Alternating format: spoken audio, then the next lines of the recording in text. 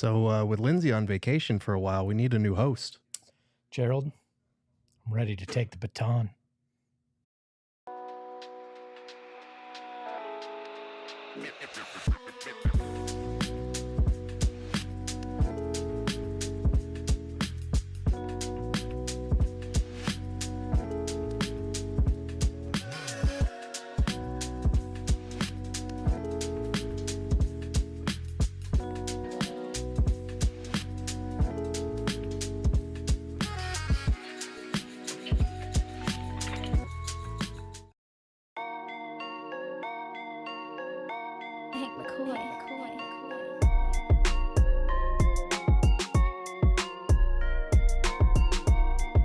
Welcome into the PHNX Suns show, brought to you by nobody.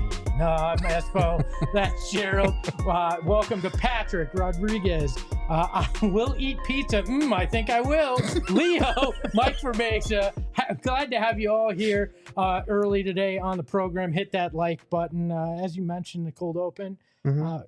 Mom isn't here, so we're going to have some fun today. We are unsupervised for 2 weeks now, so this is going to be an adventure. I hate to tell you, but you're going to be double unsupervised. I know. I'm going to have to step up my guest game once you're gone as well. But we got a lot to talk about today. We're going to look at some of the reasons to be optimistic as a Suns fan. 10 of them, in fact. There are a lot of them. We will get to that. We also will talk about those jerseys that were leaked. Don't you worry. But we want to start out with the biggest news in the NBA today. Adrian Wojnarowski dropped the biggest of Woj bombs, and it was about himself. He wrote, "I grew up the son of a factory worker 2 miles from ESPN's campus and only ever dreamed of making a living as a sports writer. 37 years ago, the Hartford Courant gave me my first byline, and I never stopped chasing the thrill of it all. The craft transformed my life, but I've decided to retire from ESPN and the news industry. I understand the commitment required in my role, and it's an investment that I'm no longer driven to make. Time is in endless supply, and I want to spend mine in ways that are more personally meaningful. I leave with overwhelming gratitude for the countless mentors and colleagues, subjects and stories, readers and viewers. No one has benefited more than me from the belief, trust, and generosity of others. The past 7 years at ESPN have been a practical privilege. I'm appreciative to the company's leadership. After all these years reporting on everyone's team, I'm headed back to my own." And he ends it with -30-, which Craig Morgan, the great Craig Morgan, said that is an old writer's thing. So your editor knew that the story was over. So, OG journo. Yeah. Yeah. Did they teach you that in journalism school too, Gerald? No, Okay. I don't think it was. I think at that point it was just the end of page. You don't have to send by carrier pigeon. Hey, what does this Craig Morgan guy even know about writing? Not the Craig Morgan slander on the PHNX He's Suns only pod. sitting 5 feet to the left. Bring it, Craig. Yeah. So Adrian Wojnarowski retiring from reporting, obviously one of the biggest news breakers in the NBA and a guy that is well respected in circles. He's going to be the GM of basketball for St. Bonaventure's, his alma mater. Yeah, no, I mean, good for him. I can't imagine. I can imagine that lifestyle is very trying. Very demanding. What do you mean you can imagine? You live a lot of that lifestyle. I do, but I will say there's a big difference between the way my phone blows up and the way an Adrian Wojnarowski's phone blows up, probably at all hours of the day from 30 different teams. So, I mean, props to him on an incredible career in this industry when he started out, being able to build all those sources and establish himself as one of the names in news breaking in the NBA. I also kind of worry about the state of journalism and news breaking in the NBA with him there and with him gone now, because let's be honest, we have a lot of betting partners that are tied in with all aspects of every aspect of this industry now. We've already seen Shams and FanDuel and all the controversy that's been stirred up there. And now it's kind of like Shams, and I think Chris Haynes might be in the running for that position. They're both free agents. Yeah, so it's a little concerning, because it used to be when these things were reported, it was the news. This is the breaking news. And as time went on, to continue getting those scoops, there was always a slant attached to it. So I do kind of have some concern about the state of news breaking now that this post-Woj chapter begins. I'm going to say something that's selfish. Sure. And I'm going to admit it.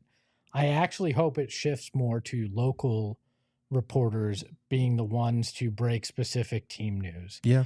Because it was weird having this arms race between two guys to break every bit of news in the NBA. And I actually think it was to the league's detriment at sometimes because they'd rush to outdo the other one and sometimes not get all the details or, I love Woj. We're obviously honoring him, but when you saw what happened when it came to Houston and KD this summer, it was pretty obvious where the information was coming from and how it was being portrayed. I really feel like if local guys can start to become that moving forward, if that's the way it shifts, it's probably better for the fan base and the league as a whole. So no pressure on you, Gerald. You would get no complaints from me, but I do have to reassure everyone I am not the next Woj, so don't I'm not telling you no cart in front of horses here. Yeah. I actually want to take a little time, story time with Espo because I'm hosting, so I get to choose that today. It's my show now. I actually had an opportunity back in 2015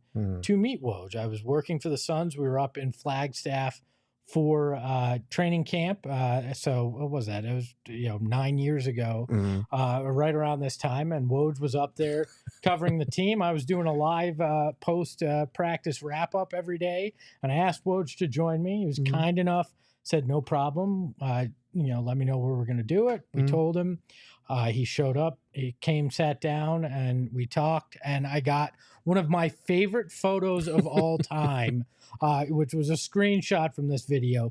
The Woj bomb thing had just started, and I turned to him after I had asked all the basketball serious Suns questions, and I said, "I gotta ask you, how do you feel about Woj bomb?"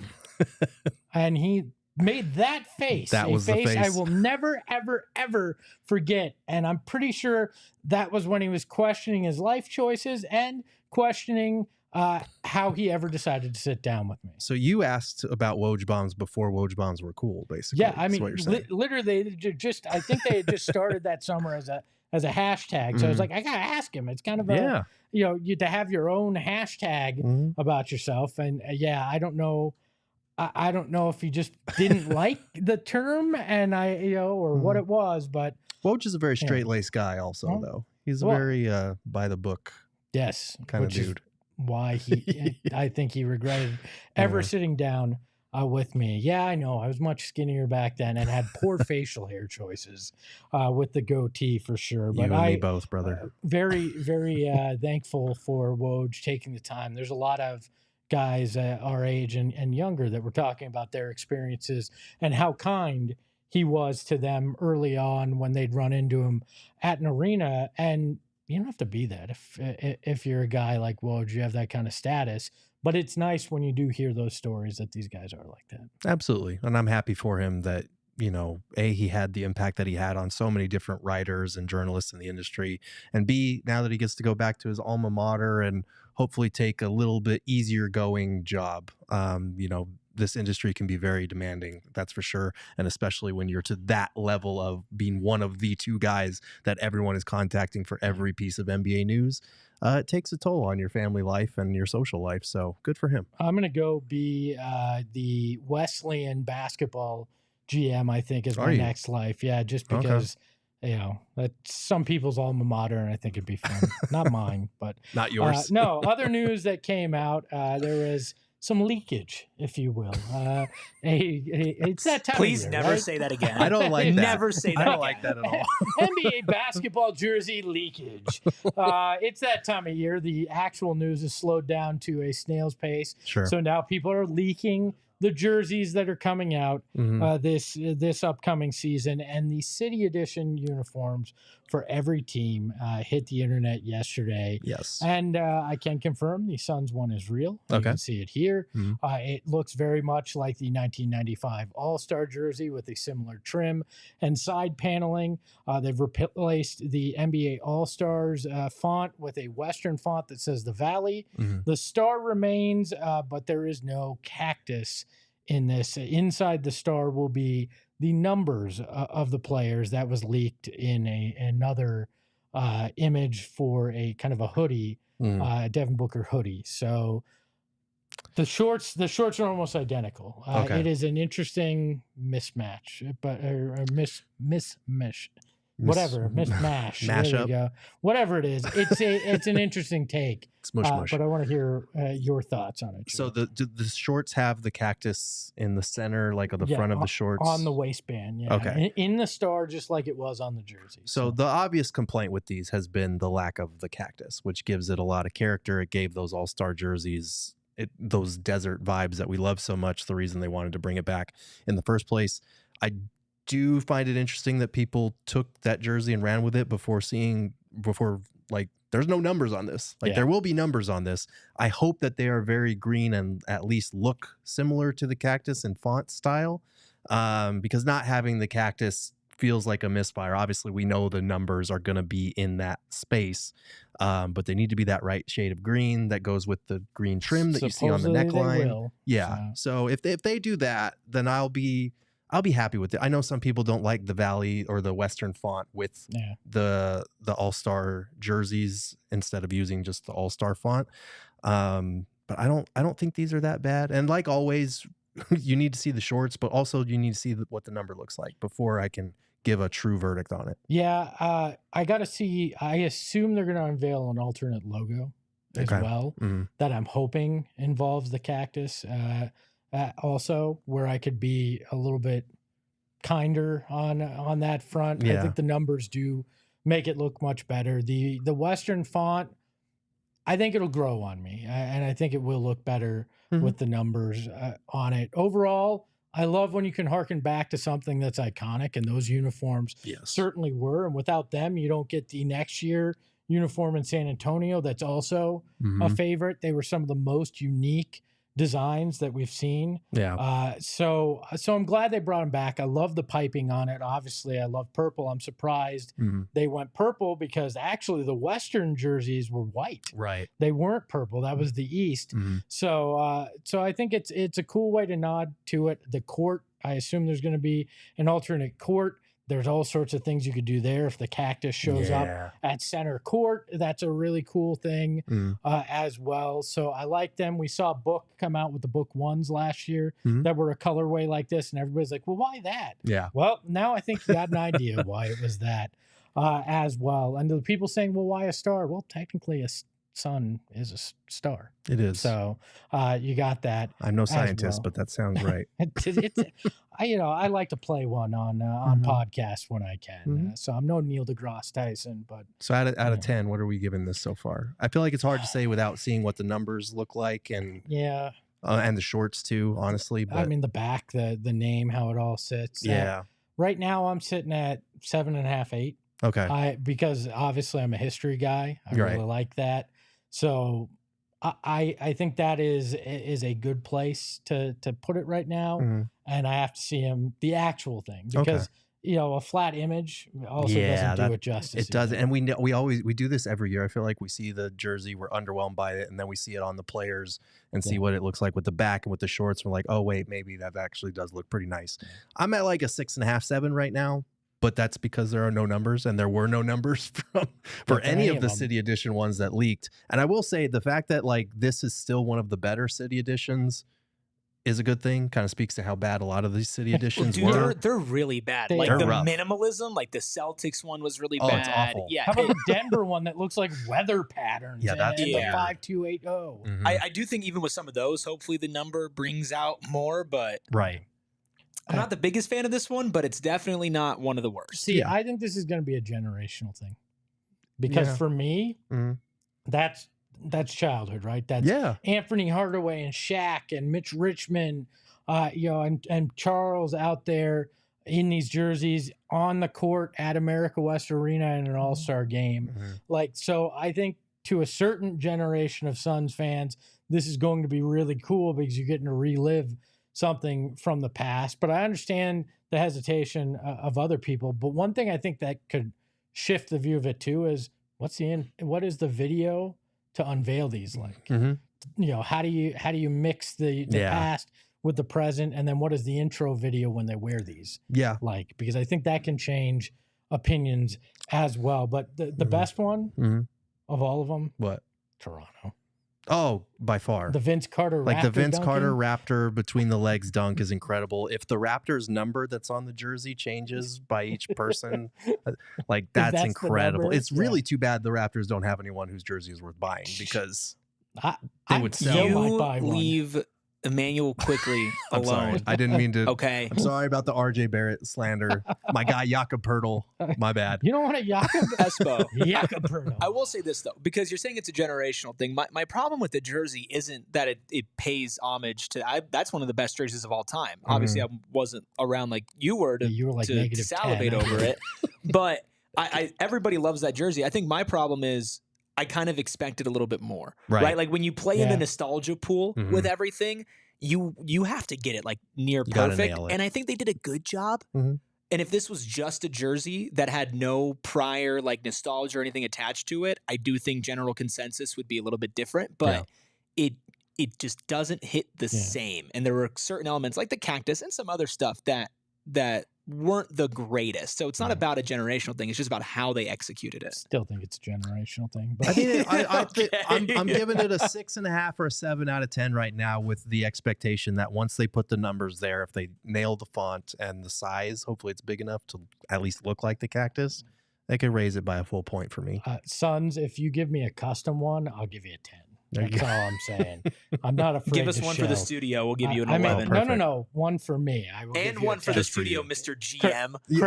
Craig, Big J journalist, is probably cringing over in the corner right now. But no, I also talked with the guy that designed the originals. He's not the biggest fan.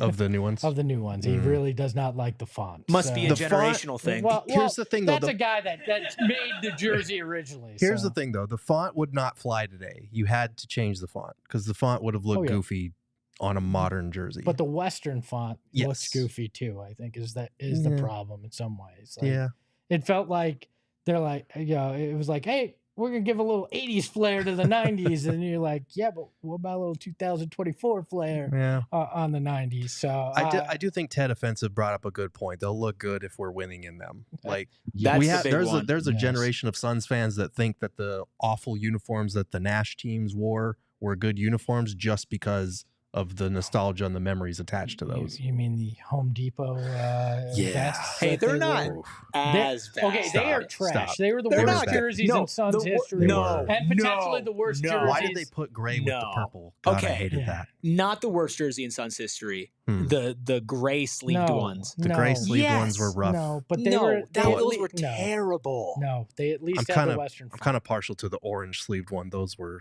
nasty. But that was nasty work. Yeah, I didn't like the orange statement one that just had the logo on it up front. I didn't like that. That looked like a practice jersey to me. It did. But the 7 seconds or less jerseys are an atrocity and an abomination to a group that deserves our utmost respect in Suns history. You know what? We've been a little negative this segment, but guess what? We're going to be positive right after this commercial break. Let's tell you about our friends over at Bet365. It's never ordinary. Just like the Suns tried to make their new City Edition jerseys not ordinary, Bet365 tries to make your sports gambling not ordinary either. And they do a great job of it. 90 million users worldwide can't be wrong. And if they are, that's a lot of people that are wrong, but they're not in this case. And right now, you can sign up for Bet365. Super easy. Download the app and use the promo code PHNX365. You're going to get 2 offers when you sign up to choose from. Your bet and get, where you place a bet of $5 or more and get 200 in bonus bets, which I did. Or the first bet safety net offer by placing a bet of $1,000 or more. If your qualifying bet loses, you receive a match refund in bonus bets. So check it out there. Download the Bet365 app. Use that code PHNX365 when you sign sign up. Choose your offer and find out why, whatever the moment, it's never ordinary at Bet365. Must be 21 and physically located in Arizona. If you or someone you know has a gambling problem and wants help, call 1-800-NEXT-STEP, text NEXT STEP to 53342, or visit problemgambling.az.gov. And got to tell you about our friends over at Gila River Resorts and Casinos. I consider myself a connoisseur of resorts and casinos here in the Valley, and you're not going to find one better than our friends over at Gila River. And right now, you know what? You want to come spend some Cardinals away games with us? You can do it over at Gila River Resorts and Casinos, Wild Horse Pass. We will be there every road game doing the pre and post with Johnny, Bo, Damon Dog, Britton Golden, and Max, our sales guy, might be there too. So you should come on out, check it out. And if you're just looking for a great place to gamble, they have some of the best games on their floor that you're going to get anywhere in the desert. So you do you at Gila River Resorts and Casinos. Visit playatgila.com for more details, and I highly recommend some of their great restaurants around there as well. Gerald? Yes. Lindsay isn't here, so we decided it was time for optimism, huh? Oh, shit. I broke Gerald. No comment. We are going to take a look at the 10 reasons for optimism this season. So why don't we start with number 10, which is usually a good place to start when you have a top 10 list. The open roster spot at number 10 is a reason for excitement. Now, usually when you don't have a guy in a squad, and that's not a reason for optimism. But why is having this 15th roster spot available a reason?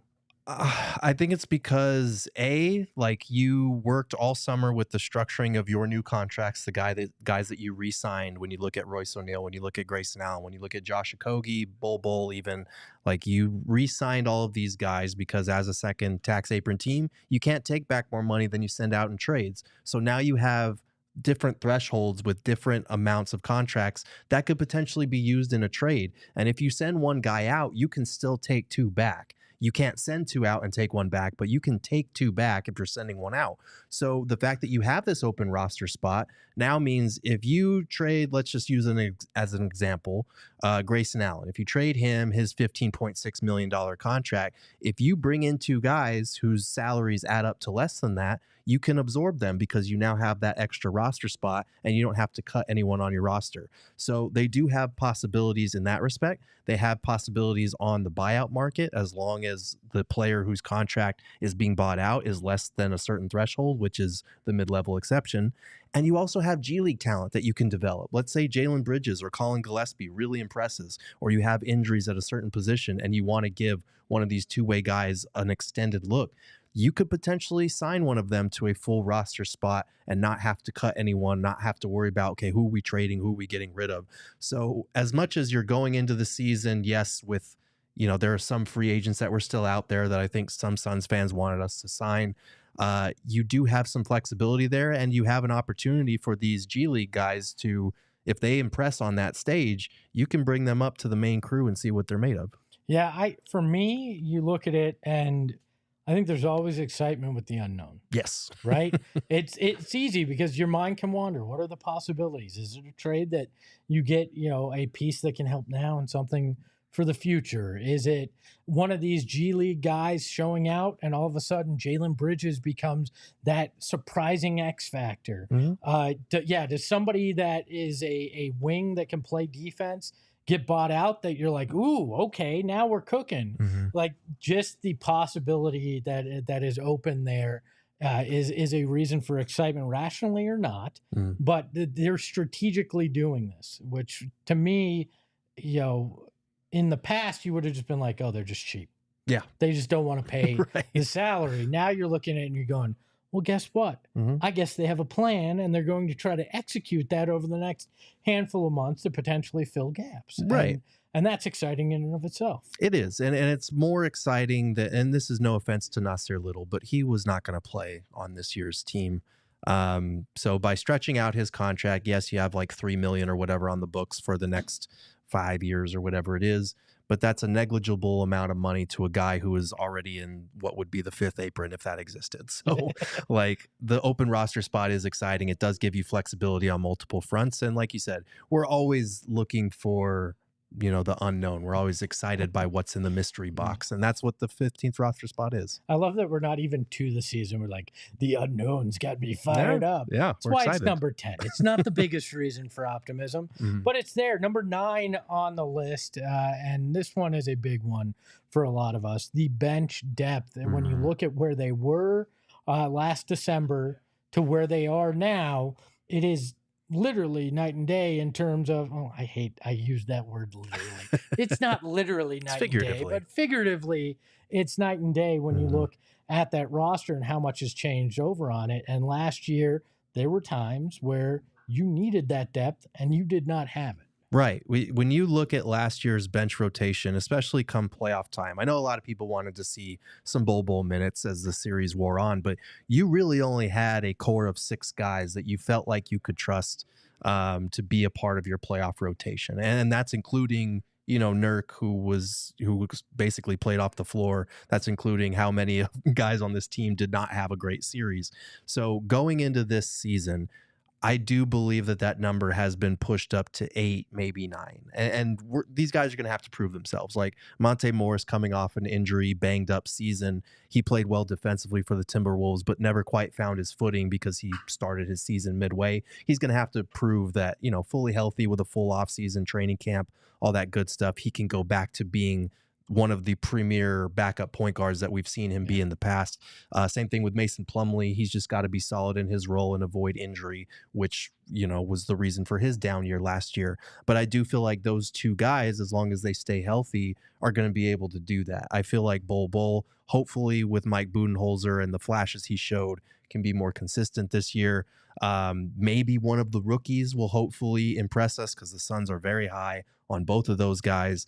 It just feels like you have more options. And we felt that way last year, to be fair. So, some of these guys are going to hit, some of these guys are going to not. That's the case with rookies and vet minimum deals.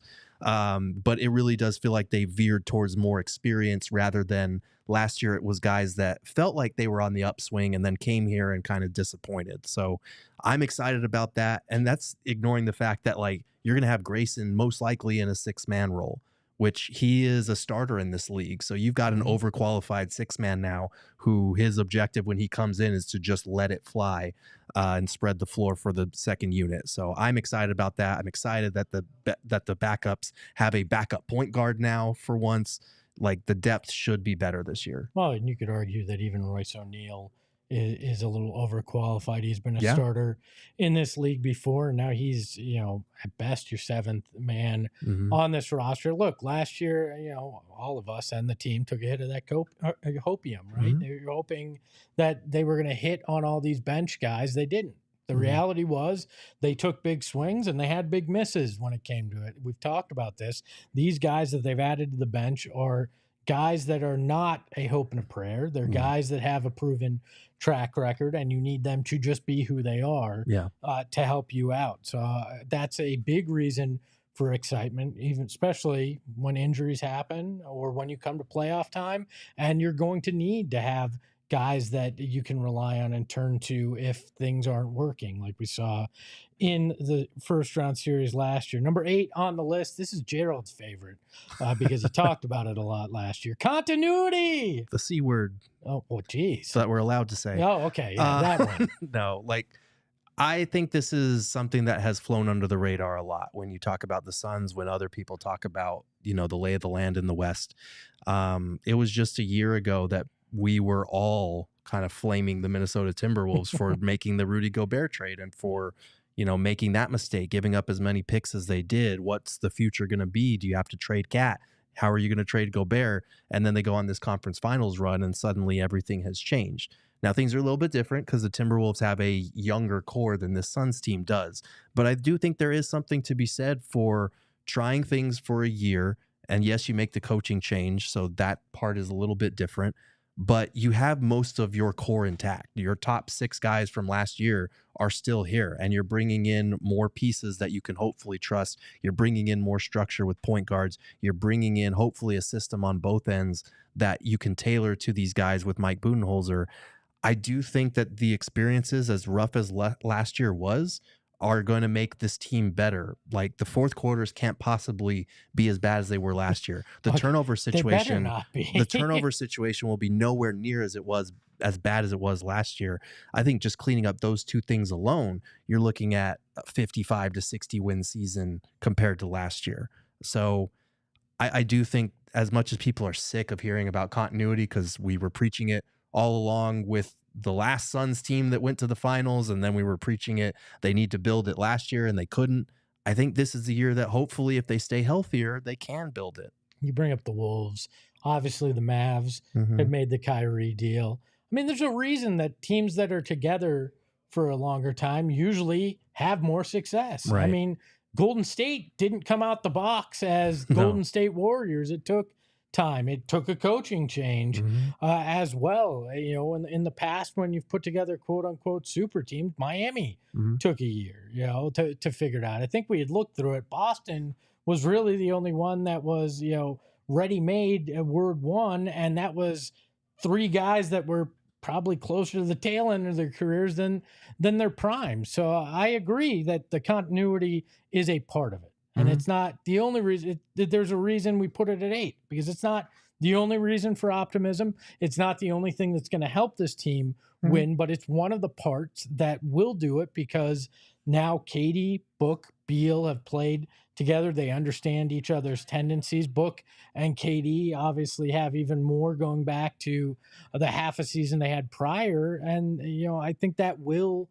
pay dividends this year in a big way. So. Yeah, no, absolutely. And like Ted brought it up in the chat, we know what doesn't work. We definitely do after last year. And I do feel like they checked a lot of those boxes. Not all of them, because we've talked about things that this team still needs. And I do think some of those weaknesses are going to come up. But you running it back with most of your core intact, and when that core includes even just Kevin Durant and Devin Booker, even if you don't include Bradley Beal in that group, that's a recipe for success. My guy, Lonnie, you're speaking my love language, my friend.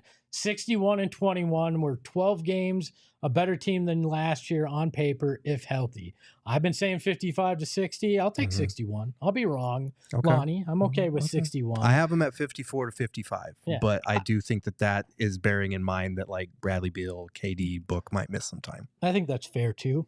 If they're healthy, I wouldn't rule it out, even though the West is a bloodbath. And it's right near Bud's career average as well in terms of wins. So definitely have that. Ashley brings up a good point as well, our friend from Australia, that Book and KD also had the Olympics together, so they got even more continuity there.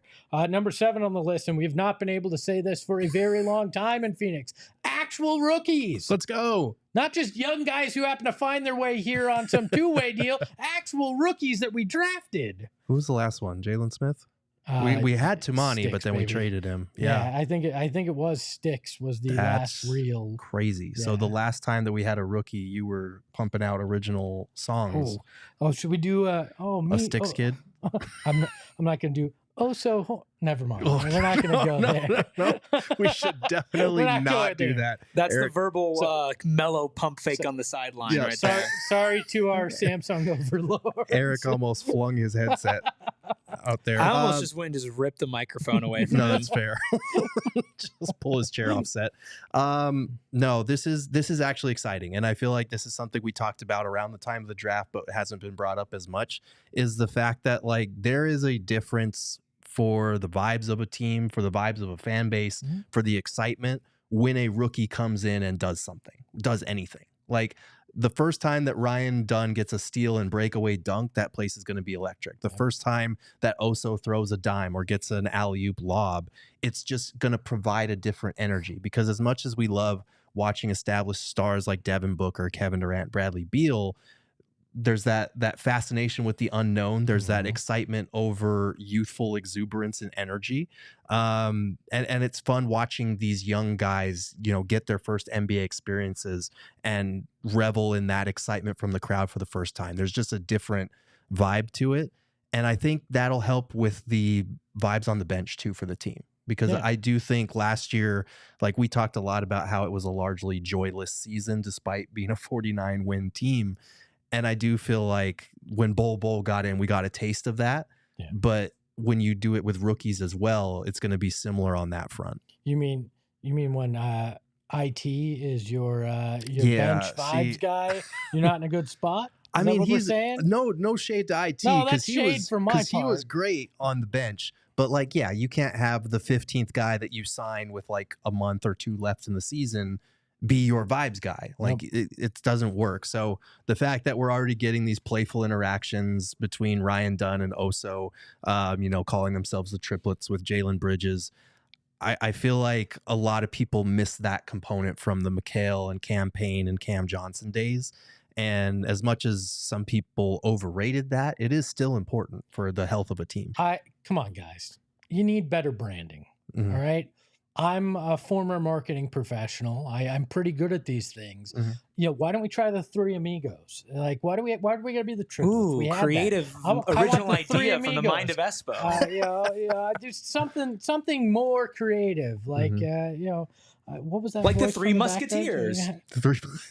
Something more unique and individual. That used to be my favorite candy bar. I'm being mocked by the voice in the background now. Listen. Lindsay's gone. I'm allowed to do whatever I want, right? She won't throw me a death stare. This is true. I also think Oso being a hometown guy will be a cool thing for fans here as well, because it's like, hey, we'd root to see a kid that grew up in Chandler make his NBA dreams come true, and he's such a unique player as well that I think that'll be exciting for this team, for this fan base. So yeah, a little youthful energy, never a bad thing. But my favorite, number 6. Okay. The Beal Assange is on, baby. There we go. Bradley Beal is going to redefine himself and as the old him. Like, this is like a Back to the Future thing, right? Okay. He's going to go back to who he used to be here in the future. We're going to see a guy that plays very much like he did in Washington. I think he won't be a 30-point a game scorer, but I think he's going to be aggressive. I think we're going to get some more dunks from him. We only saw that a handful of times thanks to the back injury. This is going to be a year where we look at him and go, okay, I kind of understand what we were hoping for out of him alongside Kevin Durant and Devin Booker. And I know people think I'm insane, and I'm fine with that because I've had better people think I'm insane than you all at times.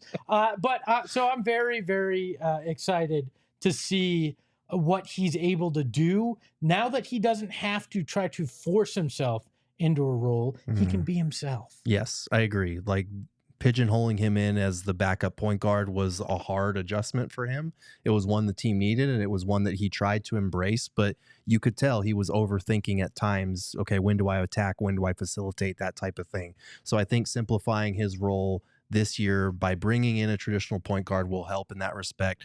I am still fascinated by how he's going to navigate this, because he is now kind of fourth on the pecking order in terms of who's going to be operating with the ball in their hands. So he's going to have to be a little bit more selective, but hopefully, with the number of opportunities going down, it'll put an emphasis on, we just need you in attack mode. We need you to attack those closeouts, to hit those spot up threes, to cut, to drive, to do all the things that you've done throughout your career, just in maybe more concentrated doses, because we're going to need Kevin Durant and Devin Booker to score 25 plus each. But I think if you look at the stat sheet at the end of this upcoming season, Beal's numbers are not going to be significantly better than what they were last year. But if he just plays more games and slightly increases the scoring a little bit and keeps similar efficiency, I think we're going to look at this season and say it was much more impactful than what last year was. You give me 20 points and more highlight reel moments, he'll get the Ja Morant effect in terms of, oh my gosh, look at what this guy's doing this year. I mean, obviously it's predicated on winning, but I feel like if he is playing to that level, they are winning at that point. By the way, can I go back one? I got another nickname for the three rookies. Okay. What about the menage a trois? No? All right, then. We will leave. I don't think that means what you think it means. It still might be the best one that you came up with. Well, All right. Well, we're going to talk about more positivity on the other side, but I need to take a break so I can go correct Eric. All right? Okay. Yeah, I would take Eric out the back and have some words with him But I gotta read. This is an ad read? I gotta read about our friends at Shady Rays. If I were to take Eric outside, I'd wear my sunglasses because it's still bright out there, even though the weather is getting a little bit cooler here. And I highly recommend our friends at Shady Rays. They have high quality polarized sunglasses that you need. They also have prescription sunglasses, which I need to be able to see. So if you need those two, you can get them. They have a world-class product rated 5 stars by over 300,000 people. Their shades have durable frames and crystal clear optics. So you have problems seeing with your sunglasses, you won't with Shady Rays. They have those crystal clear optics. They make them the perfect choice for all your outdoor adventures. So if you're an outdoorsman like Gerald is sometimes, or you're like me and you don't want to go outside unless you have to, Shady Rays has got you covered. They have styles that you're going to love. And you know what? I couldn't be happier than with my, I got the aviator ones. Oh, nice. I like to pretend I'm flying a plane while I'm driving my car.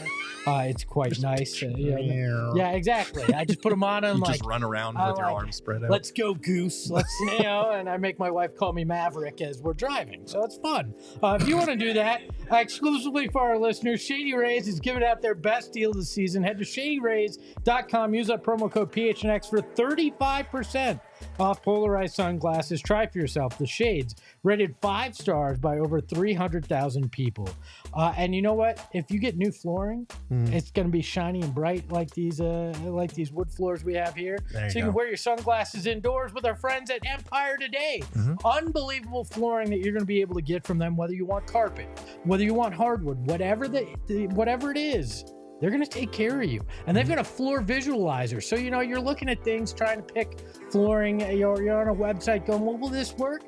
You can actually see what it'll look like in your home before you order it. Don't worry. They've got installation covered. They're going to take care of you there too. Everything you need, our friends at Empire Today can take care of you with it. So today, schedule a free in-home estimate, and all our listeners and viewers are going to save $350 off your flooring purchase. This isn't some little discount. They're going big just for you because you're with PHNX. And so you use that promo code PHNX, you get $350 off your flooring. Restrictions apply. See empiretoday.com/PHNX for details. Ashley saying in the chat, we need more Nookie Monster. It's tough when I'm driving the car as well. It is all right, tough. It's difficult to do that. Let's get back to our optimism. Sure. Right? Because I blacked out during those ads. I don't know exactly what I said. No, you basically just said that you're going to beat me up outside. Oh, it's well, basically the with moral of all sunglasses those on. Great. ad reads. I threatened the guy with multiple black belts. Not smart. Obviously, I was smart in that. So We'll let's see go after back the to show. optimism rather than craziness. So Craig is saying allegedly black belts. Craig's become a character on today's show. Read his Cardinal stuff. I highly recommend it. But let's take a look at number 5 on our list, and it probably should have been 6 because we're talking about the 6th man, Grayson Allen. That would have been smart. No, this is I'm kind of excited about this. I'm interested to see how Grayson's season goes, just because I think a lot of people look at what he did last year as like this breakout season, and it was, but I do think it was also a byproduct of who he was sharing the floor with. So again, I think when you bring in Tyus Jones, promise him a starting job, the most logical choice to move to the bench is Grayson. That'll probably be him. He's not going to be sharing the court as often with the big three. I think it's on Mike Budenholzer to stagger his rotation so that Grayson can be with those guys, because that lineup, last year's starting lineup, was really effective. It was like a plus 11 net rating when those 5 were on the court.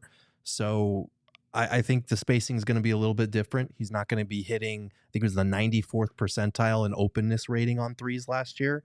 It's not going to be quite as high. So that 3-point percentage, 46%, it wasn't going to be sustainable anyway. Now it's really not. But I am excited to see him be one of the kind of designated floor spacers, shooters, scorers even, with the second unit. And I do think, like I said, he's a starting caliber player that is in a bench role where they're going to want him to score as much as possible when he's in the game. So I don't know if he's going to be a top 6 man of the year candidate, but he's probably somewhere in the running, right? I'm going to give him the trophy. The Silver Sniper's going to have himself a year. Okay. Have you seen it? That man is jacked, all right? He's bringing the pythons out this year. And I'm not talking about Devin Booker's new colorway of his shoes. Mm-hmm. The man is coming ready to play. I think he's taking it quite seriously. Mm-hmm. He's going to have a major life event during this season. He's going to have the birth of a child. And I've seen a man in Goran Dragic take his game up a whole nother level in that year that his kid's born. Mm-hmm. I believe that Grayson Allen is going to do big things this year coming off the bench. And that's not to say he won't finish some games and have some really big shots with that starting unit at the end of games as well. He is a key to helping shift the mentality to shooting more three-pointers, right? Yes. Both the bench unit and the starters need to get in that headspace, and there's no better guy to lead the charge than Grayson Allen.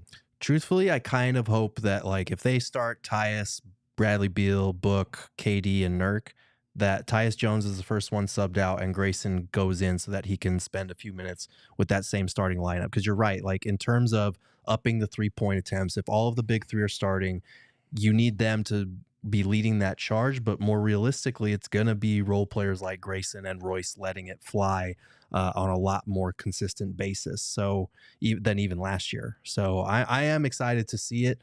That new dad strength is no joke. So we've seen it many times before here in the Valley, like you said, Gogi. But yeah, I'm excited for him. I hope that he embraces it. He said last year he didn't care whether he was coming off the bench or starting. And since, as someone pointed out in the chat, he helped recruit Tyus in the first place based on their past history together at Duke, I think he's going to be cool with it and more than open to it. Well, he's got a history with Bud, too, from his time in Milwaukee. And I'm pretty sure that Coach Bud is looking at that going, I got a way I can use this guy. It doesn't matter what time he's on the floor. I'm going to find a way to get him open and get him open in a big way. So I'm really excited for that. Number 4 on our list, the Suns went full Oprah mode this offseason. You get a point guard, and you get a point guard, and you get a point guard. They listened to you, all right? They got 3 point guards this offseason. Granted, one of them's on a two-way, but they got Tyus Jones, they got Monte Morris, they got Collin Gillespie.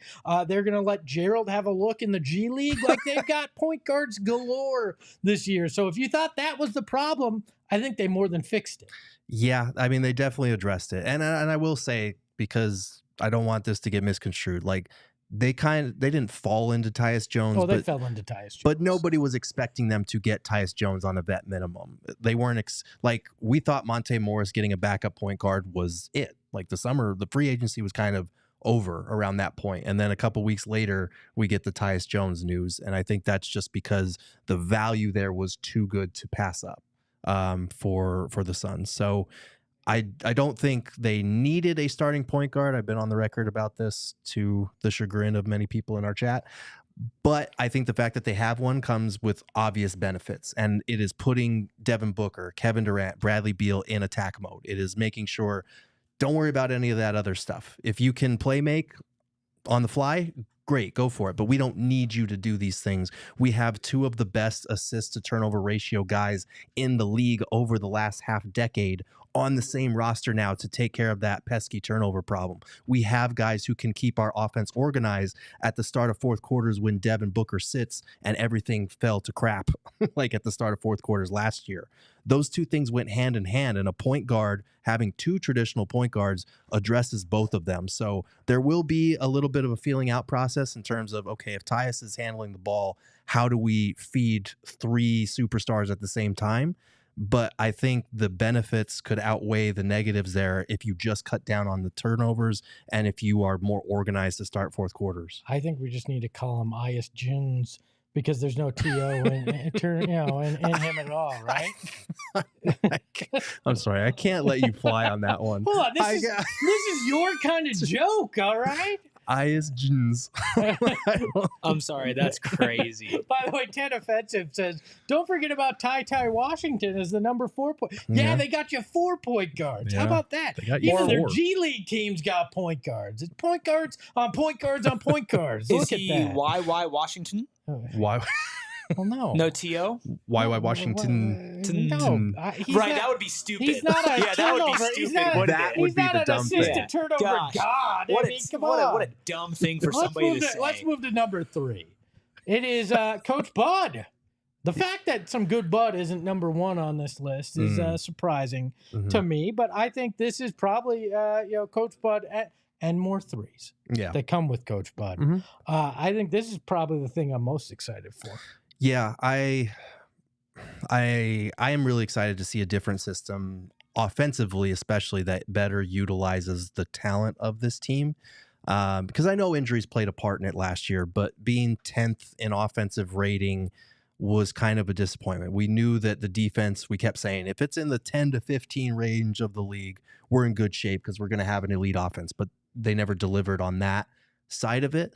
So I'm excited to see what Budenholzer is able to get out of this group because like we've written about, like he has had top 10 defenses throughout his career in Atlanta and Milwaukee, but he's also had top 10 offenses as well for the most part. So just upping the 3-point take, being able to utilize what the big 3 does well in the mid-range, but getting them to spread the floor a little bit better as well. Hopefully getting some stuff going to the rim. I'm hoping that we see a much more balanced offensive attack and one that kind of fits more with what we know works in the modern NBA. Look, if you believe that this team is cursed or jinxed or whatever the case may be, there's nothing better than a hometown kid coming here and turning things around and breaking a curse and bringing the first title. That is so exciting. That it's irrational. I get it. But Coach Bud is one of us. He is a Suns fan. He's a guy that respects the past, loves Alvin Adams. Al McCoy is one of his heroes. I am so genuinely excited to see what we can do with Coach Bud behind the bench. I'm very thrilled to see how this can play out for the Suns this year. Offensive genius. I think I feel safe saying that. He'll come in and we won't have to worry about what their offense looks like this year. Let's look at number 2. I think this is also one to be excited about. KD coming off a healthy season and his 4th gold medal, the most by a men's USA basketball player. You can't say enough good things about Kevin Durant. No, and going into that Olympic run, remember he missed a lot of their exhibition games with an injury, and people were lightly freaking out. Is a way to phrase it, I guess. Completely freaking out, a little bit. But he was able to come back healthy. In his first game back, he was absolutely lights out, and then he was pivotal throughout their gold medal run.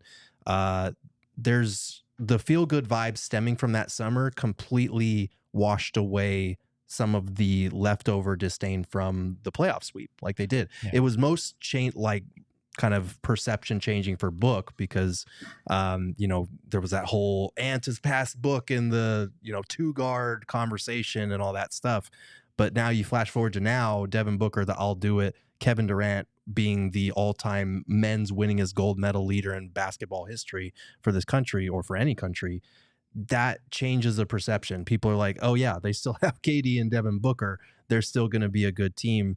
And I think just the positive vibes, because if you had to go a whole summer with the last time playing with a guy officially was getting swept on your home court by Anthony Edwards and the Timberwolves, that's different from we had this life-changing, unforgettable experience at the Olympics together, winning gold together, building all of that positivity again. So I think that does matter. And the fact that he played 75 games last year and was healthy, please, let's carry all of that over into the next season. You brought it up, so let's throw number 1 in here as well. Devin Booker and his big Olympic, you said it, I'll do it. That was the phrase of the summer. And Devin Booker continued to prove that attitude is what defines him in a lot of ways, a very old school mentality. I think he's going to bring it in to this season. With the Suns, you add it with KD, who, again, just showed why he is one of the most elite in the world this summer. And that duo, I still think, is the best duo in the NBA, pound for pound, overall talent. Yeah, I mean, there would be a lot of other duos that have a conversation, but you're right. KD and Book would absolutely be in that conversation. I'm excited for this just because, like we've been talking about, having a traditional point guard, you get Book off the ball. And hopefully, without him having to do as much, he's going to show you things on the defensive end that we haven't seen in a couple of seasons. Like, I do think Book takes experiences like these, and he, especially coming off the sweep as well, he remembers what the things that have been said about him. He remembers all of that stuff, and he usually takes things like that as fuel into a new season. So I'm hoping that he takes all of that conversation about his defense, about his leadership, about getting swept and all of this different stuff, and takes it into the season and shows us the most well-rounded version of Book yet, because he's a decade in. Like, he's a seasoned vet now, and he is an established superstar. And like we've talked about, this team does need him to lead. He's been around the longest. He is that guy. He needs to be the vocal leader, and maybe taking the playmaking and some of that responsibility off his plate allows him to just be an absolute killer off the ball and a better defender. I like to imagine while he's up north doing all these workouts that there's a giant poster of Anthony Edwards doing the crotch chop on his home court, and it's one of those 80s montages. I'm working out, I'm getting better, and I'm coming for you. I think the NBA's in for a reckoning when it comes to Devin Booker this season. I think he and KD are going to be one of the most dynamic duos we have seen. That is our optimism, but I want you to become a diehard here with us at PHNX, because the optimism is free flowing in our Discord. You want to see what it's like to be an optimistic Arizona sports fan? Our Discord is where you can find it on all fronts. A lot of optimistic fans, except for U of A football fans right now. A lot of optimistic fans out there. What you're going to get also, you're going to get your choice of a free t-shirt or hat from our locker. You're going to get access to all of Gerald's premium written content, also Craig Morgan's content on the Cardinals, Jesse Friedman's on the Diamondbacks. You'll get my 2 articles a year. Oh, man. People wait with bated breath for those. And you might go without oxygen to your brain for a long time now with my new job before I get another written piece up. So head over to gophnx.com, become part of the family, and join us in the Discord. Gerald, we survived our first show without Lindsay. It wasn't bad. I'd like to say we thrived, but I only got threatened to be physically assaulted 3 times. Right. So I consider that a victory. Only 3. It's a win. Yeah, and there was only one terrible dad pun. Yeah, I mean, and I did it in honor of you. So, and we also know that Lindsay won't watch this because she's on a plane overseas. So she'll never see what you said about her. Never know. You can follow him at Gerald Bourguet. You can follow the disembodied voice behind the Mac at Eric Ruby. Hand me the baton, baby. You can follow the show at PHNX_Suns, and you can follow me at Espo. And remember, stay optimistic, my friends, because basketball hasn't started yet. Ahoy, hoy! We all silly like the mayor.